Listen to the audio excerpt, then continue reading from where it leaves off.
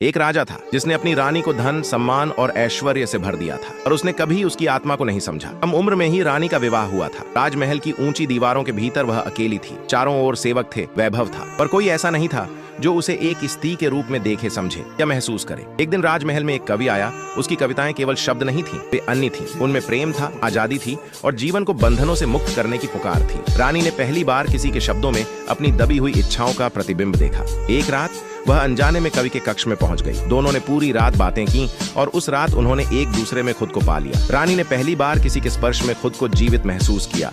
वह प्रेम न कर्तव्य था, न अधिकार, वह पूर्ण समर्पण था। जब राजा को यह झांत हुआ तो उसने रानी से पश्चाताप की आज्ञा की, पर रानी ने शांत स्वर में कहा, आपने मुझे एक सिंहासन दिया, पर वह प्रेम नहीं जो एक स्त्री का मन चाहता है। विवाह केवल कर्तव्य नहीं, यह इच्छाओं और श्रह का संगम है। राजा ने पहली बार अपने जीवन का सत्य देखा। उसने रानी को मुक्त कर दिया। रानी ने अपने प्रेम में स्वयं को समर्पित कर दिया और कवि के साथ चली गई। राजा ने अंततः अपने स्वभाव